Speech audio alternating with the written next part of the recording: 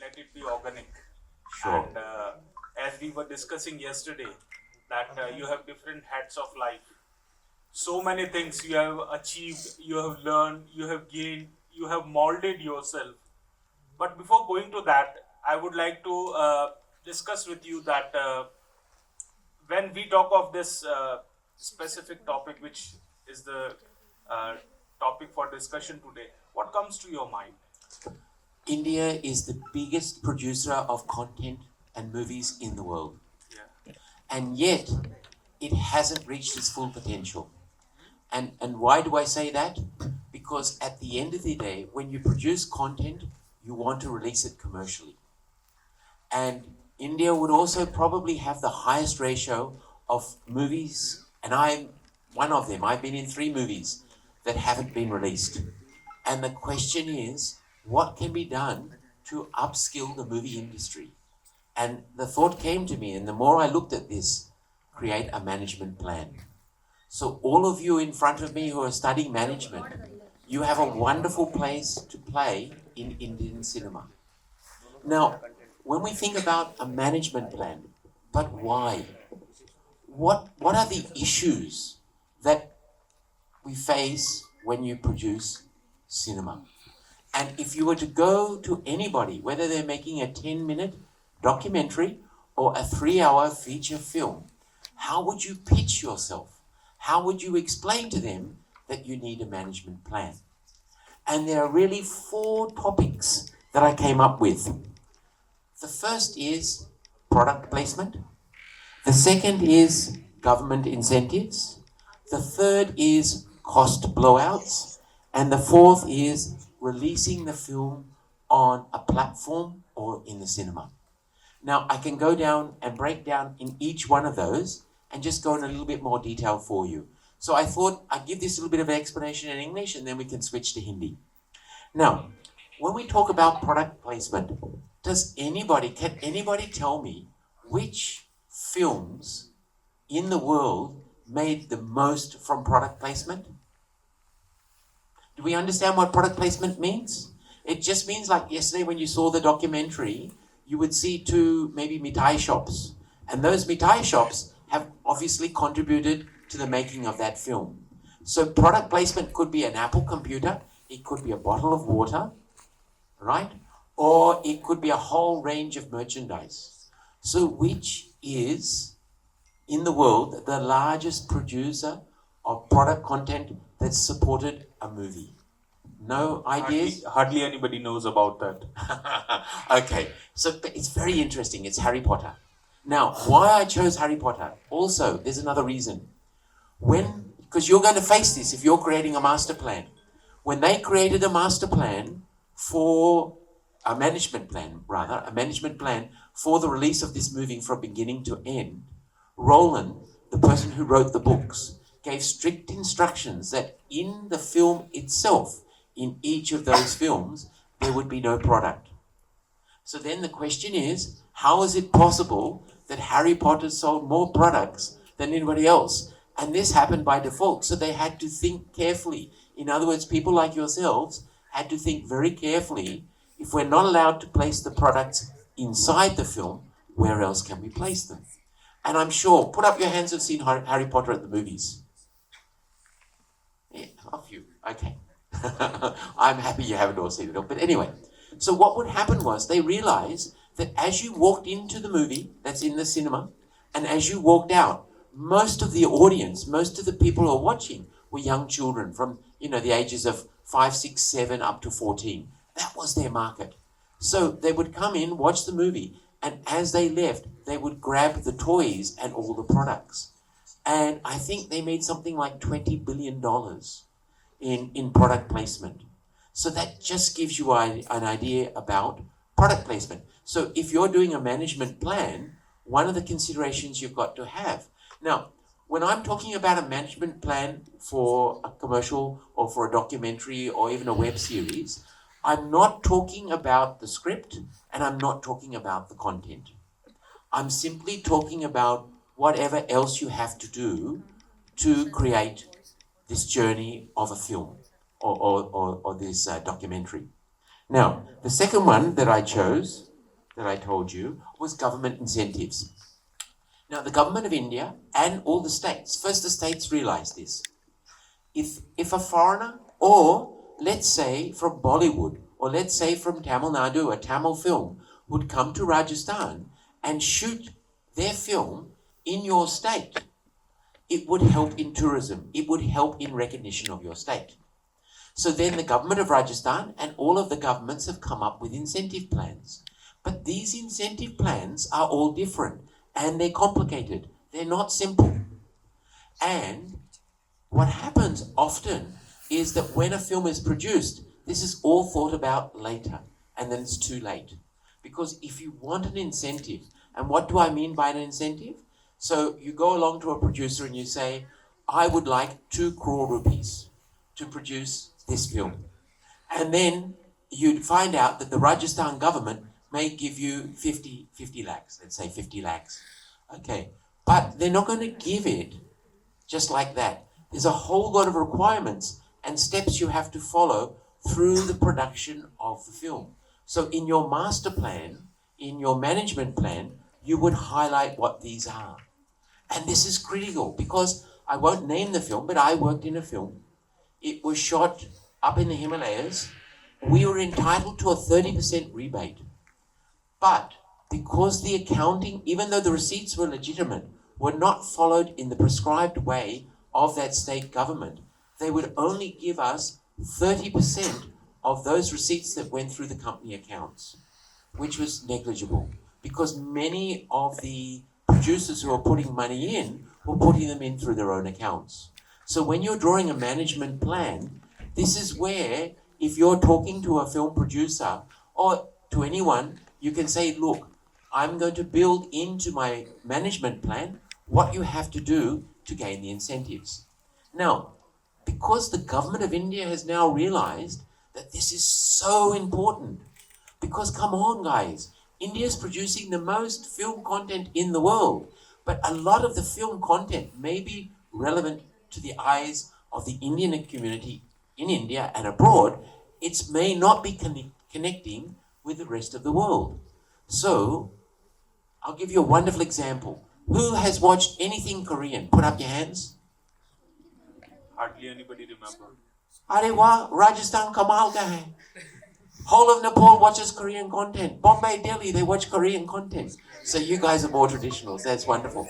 But if you look, and I'll digress for a moment. If you ever watch Saturday Night Live in America, this is one of these TV night talk shows where they bring on the actors.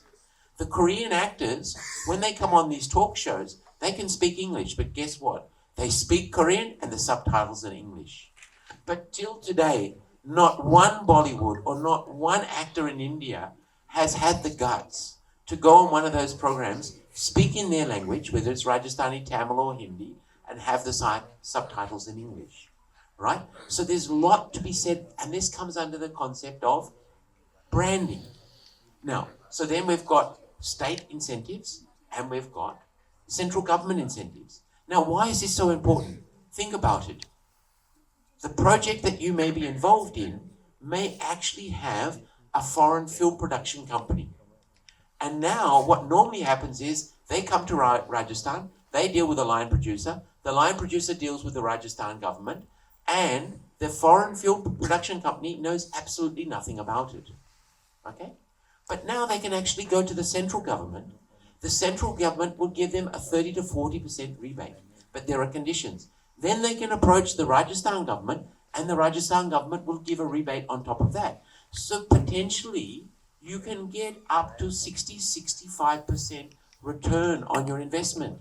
Now, one of the most difficult things, and you can ask any of the scriptwriters, any of the directors that you meet here at a film festival, is getting funding for your film. So this matters. This is incredibly important. Now the next thing, which every new producer, every new film production happens, cost blowouts. Once again, if you have drawn up a management plan from beginning, Hindi में हिंदी चलेगा ना? अच्छा ठीक है। अरे ये सब university students हैं। नहीं अरे मैं ठीक है। इंग्लिश के अलावा वो हिंदी मुझे अंग्रेजी बोलने शौक नहीं है ना। धन्यवाद। सबसे बड़ी चीज है ना, अगर आप लोग देखेंगे कोई भी सेट वाला कोई भी नया प्रोड्यूसर से बात करेंगे ना, उसकी दिमाग कर जाता है cost blow out. Cost blow out का मतलब क्या है? मैं एग्जाम्पल देता है। हम कहाँ हरिद्वार में हम लोग शूटिंग कर रहे थे ना, और हम लोग को वहां तो पूरा बिजली नहीं मिल पाता ना, इतना बड़ा लाइट्स लैंप्स ना, तो हम लोग को एक जनरेटर को लेना। तो जनरेटर लाया, पता नहीं इसका दाम था, मान लीजिए इसके जनरेटर का दाम है 10 लाख। लेकिन कोई बोला नहीं कि ये जो जनरेटर ना बहुत आवाज करता है। अब हम लोग चाहते हैं कि एक्सटेंशन कोड होगा, एक उसका पास एक्सटेंशन कोड नहीं है। फिर पता चल जाता है कि सालन जनरेटर मिलता है दिल्ली से। तो फिर 3-4 दिन के लिए हम लोग चुप से बैठ करके एक दूसरा जनरेटर आता है, उसका नाम है 20 लाख। अब पहले से वो वाला जनरेटर को कुछ पैसे दिए, उसको भगाया, और दूसरा जनरेटर अब दिल्ली से आ रहा है, और 3 दिन हम लोग मजे से रह रहा है, खाना पीना होटल में रह रहा है, मजेदार प्रोड्यूसर, मतलब दिमाग खराब हो जा रहा है। तो ये आपका मैनेजमेंट प्लान में लिखी है ना, और इतना डिटेल में जाएगा कि एक्सटेंशन कोड है कि नहीं, और आपका जो जनरेटर वो साइलेंट है कि नहीं। So does the हिंदी में पूछे हिंदी आप। में बोलिए ना। ये हिंदी प्रेफर करते हैं, इनके सामने कोई इंग्लिश भी बोलेगा तो ये वो कहेंगे वाले प्लीज बात है, हिंदी। वाले अभी वो अभी चलते हैं। ये जिस तरीके से आप बात कर रहे हैं, हाँ, आपने इससे पहले प्रोडक्ट प्लेसमेंट की बात की थी, हाँ। तो ये इंटरनल प्रोडक्ट प्लेसमेंट नहीं है क्या? मैनेजमेंट के अंदर इन सारी चीजों का ध्यान नहीं रखा जाना चाहिए पहले से? नहीं देखिए, जब कोई फिल्म शूट होता है ना, बहुत सारा चीज हो रहा है और बहुत कॉम्प्लिकेटेड है, और आप जब फिल्म शूट कर रहे हैं ना, तो आपका पास एक्टर्स, कौन सा समय कहाँ शूटिंग करेगा, उस समय आपका पास समय नहीं है ये सब चिंतन करने के लिए। बट ये आपको चीजें तो पहले ही डिस्कस हो जानी चाहिए कि अगर ऐसे प्लेस पे जा रहे हैं नहीं तो होता है बाबू, कंटीजेंसी नहीं होता है। आप बॉलीवुड में जाकर के देखिए, सेट में प्लग इस्तेमाल नहीं करता है, वह घुसा करके लगाता है, नहीं होता है। अच्छा, मैं इसको सबसे बड़ा चीज निकालते हैं आप लोग के लिए, वो है, और देखिए मेरा क्या कष्ट हुआ है हिंदी सिनेमा में, और ये आपका मैनेजमेंट प्लान में भी आ जाएगा, ठीक है। हम हिंदी बोलता है, लेकिन मेरे हिंदी पढ़ा लिखा हिंदी वाला नहीं है। मेरा जो हिंदी है ना, मैं बातचीत से सीखा है। तो मैं कभी चुनाव में शूटिंग किया था, सेट में जो सिनेमा फोटोग्राफर था और जो पूरा क्रू था ना, वो सब बड़ा बड़ा खान खसार अमीर सब खसार काम किया, ठीक है। और इस सेट में ये लोग शूटिंग कर रहा है, हम जब सेट में आया और अपना शुरू कर दिया ना, सब चुप हो गया, सबका चेहरा भूत जैसा हो गया कि देखो ये गोरा हिंदी बोल रहा, क्या हिंदी बोल रहा है। लेकिन वो फिल्म में नहीं आया, क्यों? क्योंकि यहाँ सिनेमा में एक ये है ना कि सस्ते से डबिंग होता है बाद में, मुझे ये मालूम नहीं था ना। तो डबिंग करने से फिर आपका जो प्रोडक्ट है ना वो कमजोर हो जाता है, और फिर बोलते हैं अरे नेटफ्लिक्स नहीं ले रहा है, अमेजोन नहीं ले रहा है ना। तो ये फिर मैनेजमेंट प्लान में आता है ना। तो आपका मैनेजमेंट प्लान में जब आप, ठीक है, एक तो कॉस्ट ब्लो आउट्स हो गया, लेकिन एक दूसरा है जो लास्ट पॉइंट में आ जाता है। वो लास्ट पॉइंट में अगर OTT प्लेटफॉर्म्स है, सिर्फ सिनेमा में नहीं, उन लोगों को क्या क्या नियम है।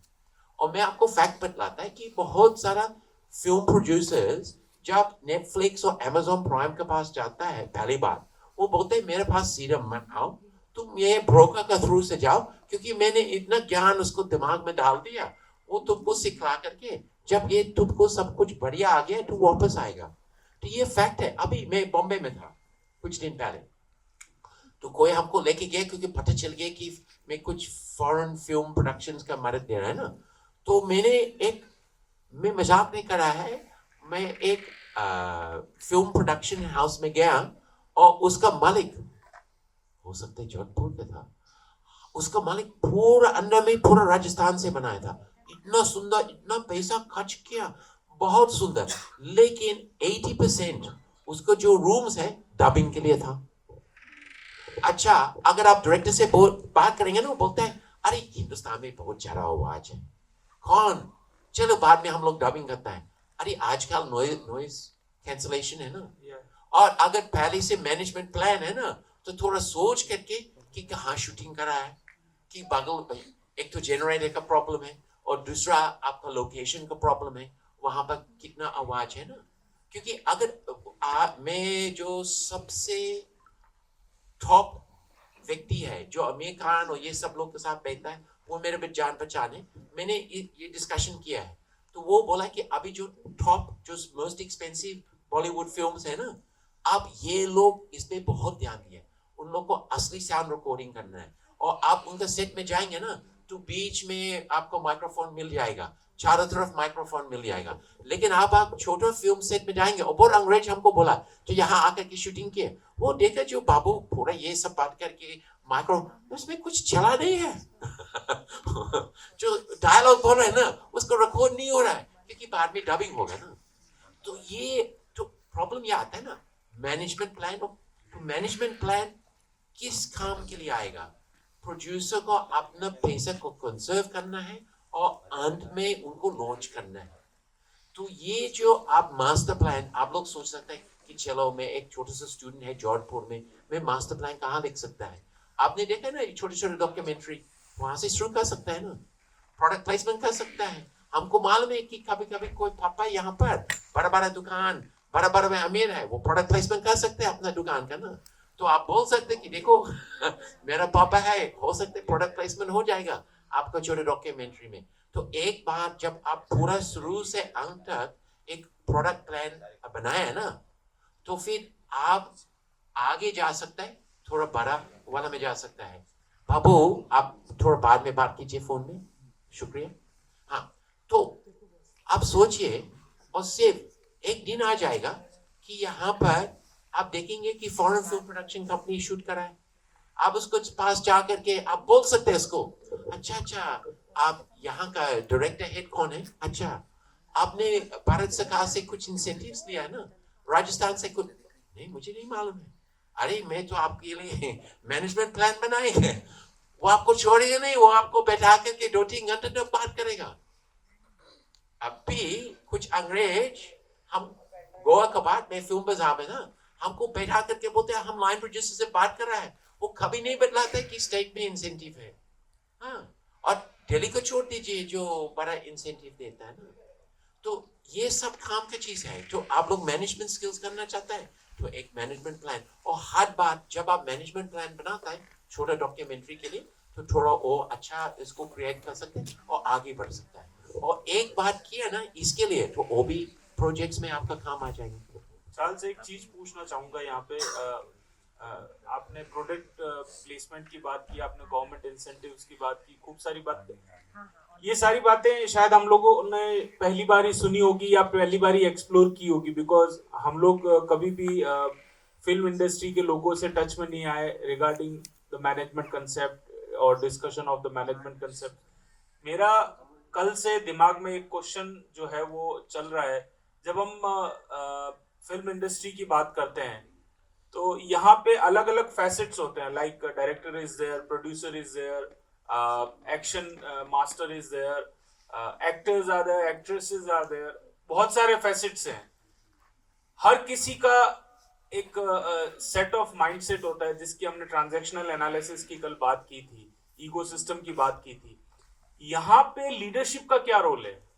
Because director himself is a leader, producer himself is a leader, actors actresses they are also a leader in themselves. तो क्या लीडरशिप इश्यूज आते हैं यहाँ पे? मैं एक फिल्म सेट में गया और काफी दिन तक हमसे बातचीत किया, स्क्रिप्ट पढ़ाया, और हम लोग कहाँ पर गए था शूटिंग, शायद हरियाणा में कि मड आइलैंड में, और एक और जगह गया था, हमको याद नहीं है कहाँ पर हम लोग था। 2 दिन के बाद पूरा प्रोजेक्ट बंद कर दिया। क्यों? क्योंकि जो डायरेक्टर था ना, वो कभी फीचर फिल्म कभी शूट नहीं किया, वो हमेशा टीवी सीरियल शूट किया, तो वो मैनेज नहीं कर पाता है एक्टर्स को सेट में। और जब प्रोड्यूसर वहां बैठ करके देखा, वो रोने लगा, वो समझ में आया कि मेरा प्रोडक्ट नहीं बनेगा। लेकिन अब एक प्रश्न आता है ना, सबसे बड़ा प्रश्न आता है जो आपने पूछा, लेकिन हम कैसे ये सब चीज जानेंगे, हम कैसे इसको एक्सेस करेगा? तो मैं एक छोटा कहानी बताता है। मैं एक सबसे पहले मराठी फिल्म में काम किया था।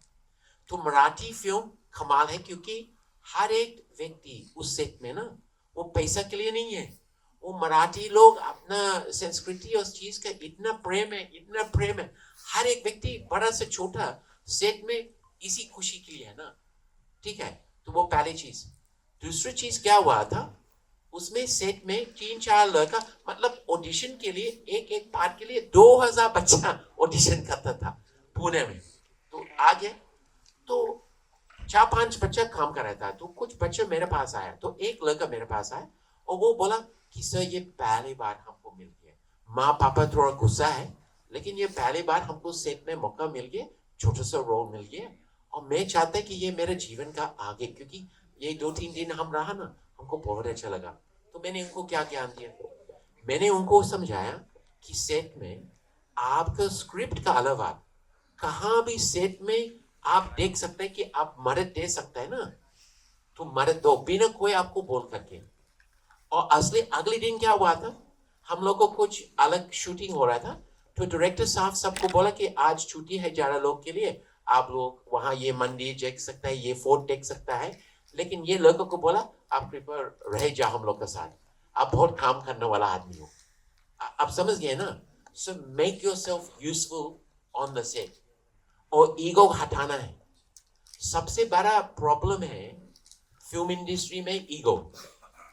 और कुछ एक्टर्स हैं बॉलीवुड में जो मैं खुद जानता है ना, अच्छा अच्छा रोल्स लिया ना, लेकिन आगे में कोई रोल मिलता नहीं है, क्योंकि अब उसको सोचता है कि मैं भगवान बन गया। अब सोचो कब कोई कोई एक्टर ऑटो से आया और जैगुआर से चले गया तो वो प्रभाव रखता है ना मन में। तो ये सेम एक्सपेक्टेशन आप जब कोई भी क्लाइंट के साथ है ना, वो ईगो वाला चीज नहीं है। और आप सोच लीजिए, अच्छा हाथ उठाओ, एक फिल्म था the last exotic marigold hotel, कोई देखा है कभी? आपने देखा? और कोई हाथ उठाओ नहीं। लेकिन गजब का बात है, शूटिंग कहाँ हुआ था? जयपुर। गजब का बात है कि Australia, UK and United states में टॉप, मतलब लीडिंग फिल्म था, सेकंड थर्ड नहीं था, नंबर 1। लेकिन ये प्रश्न हम जयपुर में पूछा, कोई हाथ नहीं उठाया। ठीक है, तो यहाँ फॉरेन फिल्म प्रोडक्शन होता है, आप लोग का जान पहचान में नहीं आता है। अगर आपको पता चल गया तो जाकर के सेट में मदद करो। अब सोचो कितना बड़ा है। अच्छा जयपुर में हम बोलने के बाद वो उसके बाद एक व्यक्ति आ करके रो करके हमको हगिंग किया। सोचिए मैंने उसको क्या किया, उसको छोटा सा रोल मिल गया, चाचा 2-3 मिनट, और उसका परिवार देखना नहीं चाहता था, लेकिन आप में बोल दिए तो आप बोले कि चलो अब तुम्हारा रोल देखिए ना। तो राजस्थान में बहुत शूटिंग होता है, विदेश से बहुत लोग आकर के शूटिंग होता है। अब प्रश्न होता है कि how can you make yourself useful on the set, और यूजफुल हो करके फिर आगे में आप ये मैनेजमेंट वाला प्लान कैसे बना सकते हैं। एक और चीज चार्ल्स मैं पूछना चाहूंगा, फिल्म मेकिंग जो है स्पेसिफिकली, ये हमेशा ही से ही फेमस रहा है for notorious challenges which are coming for the film makers. तो कई सारा केओस होता है यहाँ पे, इन केओस को, इन प्रेशर्स को किस तरीके से फिल्म मेकिंग वाले जो स्पेसिफिक, आई विल नॉट से फिल्म मेकिंग वाले, मैं उनको एक नाम देना चाहूंगा, दे आर ऑल्सो मैनेजर्स। तो वो मैनेजर्स इन केओस को, इन नोटोरियस चैलेंजेस को कैसे हैंडल करते हैं? क्योंकि वो हर तरफ से आएगा, you don't have boundaries for that, वो यहाँ से भी आ सकता है, वो उधर से भी आ सकता है। तो कई सारे ऐसे, that's why I have named them notorious challenges.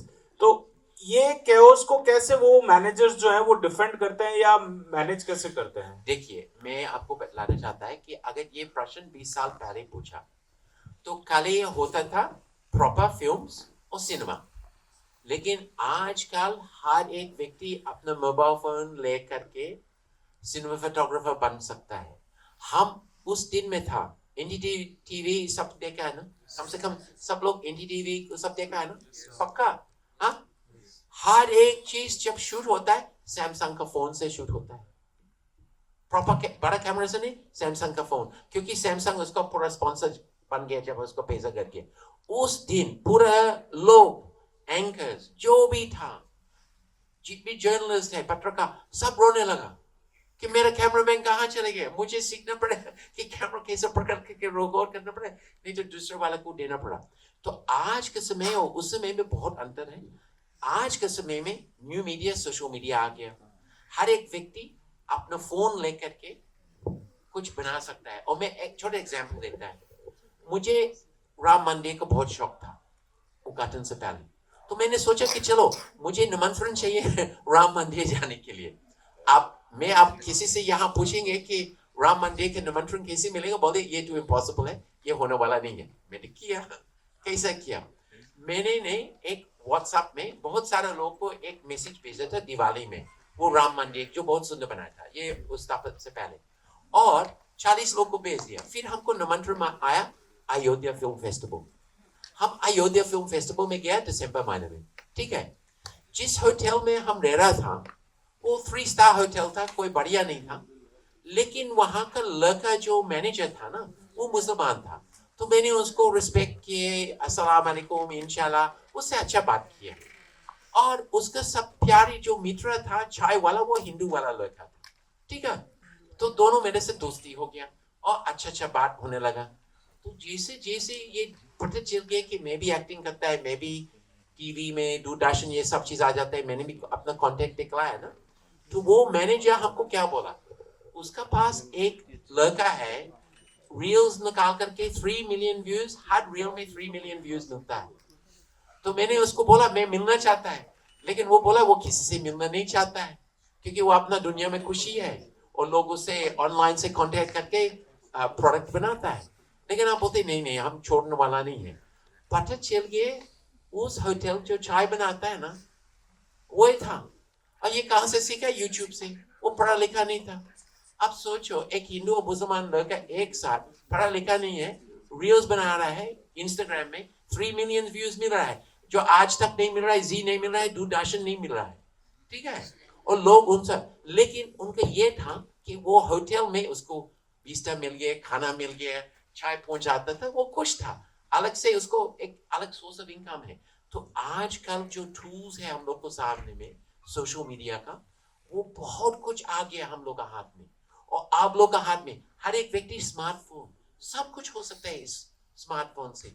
अभी फिल्म फेस्टिवल्स भी होते हैं दुनिया में, एप्पल स्मार्टफोन, सैमसंग स्मार्टफोन अभी बना करके बेच सकता है, लेकिन फिर भी वो वापस आ करके, अगर आप नहीं बना सकते लेकिन बगल वाला दोस्त बना सकता है ना, तो उसका तो आप मैनेजमेंट प्लान बना सकते हैं ना। एब्सोल्युटली, ये बात तो आपकी मतलब ऑन द पॉइंट थी that we can put management, हम हर फैसेट के अंदर एक मैनेजमेंट के पॉइंट ऑफ व्यू को देख सकते हैं and we can work on that. एक चीज मैं पूछना चाहूंगा कि like not every product succeed, just like not every film becomes the blockbuster sometimes. और मैं इसको दोबारा दूसरी तरीके से फ्रेम करता हूँ कि कई बार ऐसा होता है, like if I am making 100 films, तो 100 की 100 फिल्में हिट नहीं होगी। हो सकता है 30 फिल्म ही हिट हो और 70 फिल्म फ्लॉप हो। तो ये जो फेलियर होता है, ये फिल्म मेकिंग में specifically for directors and producer, वो इसको कैसे मैनेज करते हैं? तो ये देखिए, ये जो प्रश्न पूछा है, इनफैक्ट जैसे आपने शुरुआत में बताया था कि आपने 3 फिल्मों में काम किया बट अभी तक कोई रिलीज नहीं हुई। ऐसा 1000 बॉलीवुड बनाता है हर साल और 100 रिलीज होता है। तो देखिए, इसमें एक फिर वापस आता है आपका मैनेजमेंट प्लान। मैनेजमेंट प्लान में क्या है कि आपको जो रिटर्न ऑफ इनकम, क्योंकि आपको जो प्रोड्यूसर पैसे डाल रहा है ना, वो सिर्फ लास्ट रिलीज ओटीटी प्लेटफॉर्म में या सिनेमा प्लेटफॉर्म में, वो तो लास्ट चांस है ना पैसा मिलने के लिए। लेकिन उससे पहले कॉस्ट ब्लो अप, उससे पहले आपके गवर्नमेंट इंसेंटिव्स, ठीक है, हाँ, तो और उससे पहले प्रोडक्ट प्लेसमेंट।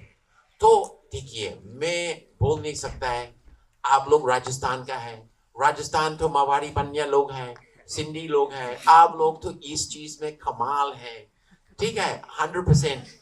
तो ये चीज पर अगर आप पहले से अपना मैनेजमेंट प्लान में ध्यान रखता है, अगर फिल्म रिलीज नहीं हुआ या रिलीज हुआ और ज्यादा नहीं हुआ, तो आपका लॉसेस कम हो गया ना। और फिर आप जब अपना मैनेजमेंट प्लान दूसरों के पास पिच करेगा, बोले देखिए उसका फिल्म रिलीज नहीं हुआ, लेकिन ये 65% उसको अपना इंसेंटिव्स मिल गया, और प्रोडक्ट प्लेसमेंट उसको 35, out of 100 रुपीज वो 5 रुपया वापस मिल गया। ये खुशी का बात है, क्योंकि बहुत लोग जब पैसे डालता है फिल्म में, वो सिर्फ फिल्म के लिए नहीं, वो अपना खुशी के लिए कि मैं भी एक फिल्म प्रोड्यूसर है ना। चार्ल्स, बस मैं एक लास्ट क्वेश्चन मेरी तरफ से मैं आपको पूछना चाहूंगा। पीपल मैनेजमेंट जो एक बहुत बड़ा टॉक ऑफ द टाउन है, जहाँ कहीं भी not even film making but wherever we go, people management becomes the first part today, and it is very very important कि हम लोग उसको अच्छे तरीके से मैनेज करें.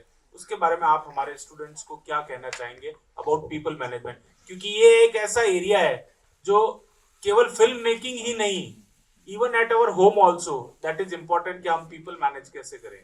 तो उस पर आप क्या कहना चाहेंगे? इसके जवाब हम दो तरफ से देंगे. सबसे पहले, मैं जीवन में बहुत टोपी पहना है, और एक टोपी मेरा था कि ये लेट 1990s का बात है, हो सकता है आप लोग को जन्म नहीं हुआ था, जो जन्म होने वाला था. हम सबसे पहले सिडनी में थाई रेस्टोरेंट शुरू किया, और मेरा रेस्टोरेंट में अब तो 50 लोग हम एम्प्लॉय किया. वो सब थाईलैंड का था, थाई भाषा वाला लोग था, और उसको हमको पूरा मैनेजमेंट करना पड़ा. और मुझे आपके जैसा मौका नहीं मिला कि कोई ऐसा वंडरफुल प्रोफेसर मिला आपको ज्ञान दे रहा है ये सब चीज का. मैं तो पढ़ा लिखा वाला नहीं हूँ, मैं बचपन में बिहार में रहा. तो हमेशा मेरा मन में होता था कि मैं पीपल मैनेजमेंट कैसे किया जाता है. तो इसके जवाब का हम कहाँ से मिला? इस देश का जो सबसे बड़ा पीआर एजेंसी, पीआर प्रोफेशनल्स, वो मैं अच्छे से जान पहचान है. वो पूरे हिंदुस्तान में उनका ऑफिस है. उनका जो मालिक है मेरा अच्छा जान पहचान है. एक दिन में उसको ऑफिस में बैठ रहा था ना, उनको नया HR मैनेजर मिल गया, और वो HR मैनेजर आने वाला था ऑफिस में. और वो मुझे क्या बोला, देखो हमको नया HR मैनेजर मिल गया, हमारे पास कम से कम 300-400 एम्प्लॉइज है पूरे हिंदुस्तान में. सबसे पहले वो क्या बोलने वाला है आप देख लो कि ये को हटाओ इस कंपनी से. और था वो आया बैठ करके लंबा लिस्ट दिखलाया है ना कि ये लोग नॉन परफॉर्मर्स है कंपनी में. लेकिन उनका जवाब क्या था? ये अमेजिंग जवाब है, और इसलिए ये पीआर प्रोफेशनल्स सबसे नंबर 1 है हिंदुस्तान में. वो बोला आप तुम वापस जाओ, और जिस का नाम तुम लिखवाया है ना कि इसको नहीं रखना है और क्यों नहीं रखना है, आप मुझे समझाओ, क्योंकि तुम HR वाला है, कि उसका पास क्या है जो मैं इस्तेमाल कर सकता है. समझ गए मेरा बात? हम जब रेस्टोरेंट चलाता था, मेरा बिजनेस पार्टनर वो थाईलैंड का था, तो उसका पूरा रिश्तेदार मेरा रेस्टोरेंट में काम करता था. उसको हम सैक नहीं कर सकते ना. और आप भी ये एक दिन में हो सकता है, आप भी कोई कंपनी में काम कर रहा है, रिश्तेदार भी काम कर रहा है, उसको आप तो सैक नहीं कर सकता है. बाकी लोग सैक कर सकता है, लेकिन इसको आप सैक नहीं कर सकते है ना. तो आपके मन में ये प्रश्न आना चाहिए कि उसका मजबूरी क्या है, और उसको इस्तेमाल करो. तो पीपल मैनेजमेंट में हर एक पर्सन आपके लिए चैलेंज है, उसको हटाना नहीं, उनको इस्तेमाल यूटिलाइज करना है. हाँ, यूटिलाइज करना है. Thank you Charles. और काफी अच्छा लगा इस चीज को जान के कि बजाय किसी को हटाने के, हम उसकी कौन सी एबिलिटी को यूज कर सकते हैं, और उसकी कौन सी एबिलिटीज हमको बेनिफिट कर सकती है, इस चीज को आइडेंटिफाई करना चाहिए. और मैं इस सेशन को, इस टॉक शो को, इस ओपन फोरम को एक श्लोक के साथ खत्म करना चाहूंगा, क्योंकि जैसे आपने बात की एबिलिटी को यूज करना, तो संस्कृत में और हमारे वेदों में एक बहुत अच्छी बात कही गई है. ओम सहना भवतु सहनौ भुनतु सहवीर्यम करवावहे तेजस्विना अदितमस्तु मा विद्विषावहे. So that means that those who are teaching or those who are learning, they both should get benefited. Not only the one, the both should get benefited. So thank you very much for coming and sharing your ideas and experience with all of us. हम लोग और भी बहुत कुछ चीजें आपसे जानना चाहेंगे और आपको परेशान करेंगे इस चीज के लिए ओवर दिस फोरम ऑल्सो. आखिरी एक ही चीज बोलेंगे, मैं सोशल मीडिया में बार आप मिल सकते हैं मुझे, चार्ल्स एस थॉमसन, बिहारी लाल मिल जाएगा. कोई भी इस ग्रुप में आगे में मैनेजमेंट प्लान कोई फिल्म के लिए बनाता है, मेरे पास भेज दो, हम आपको थोड़ा मदद करेंगे. ठीक है? Okay.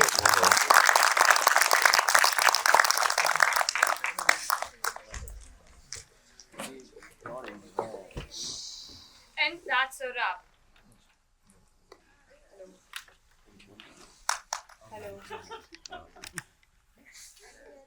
And that's a wrap. We have journeyed through the magic of it behind the scenes to the resilience of protagonist. Cinema is more than entertainment. Leadership, just like cinema, is about vision, execution, and the ability to inspire. So go out there and make your own blockbuster, because the world is your stage and the spotlight is on you.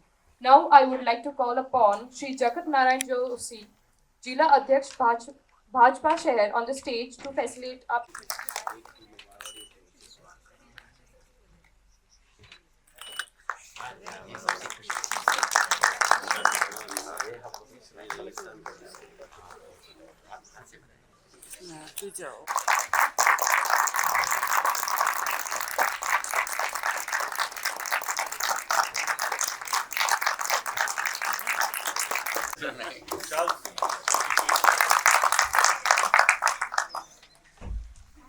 Brother, on.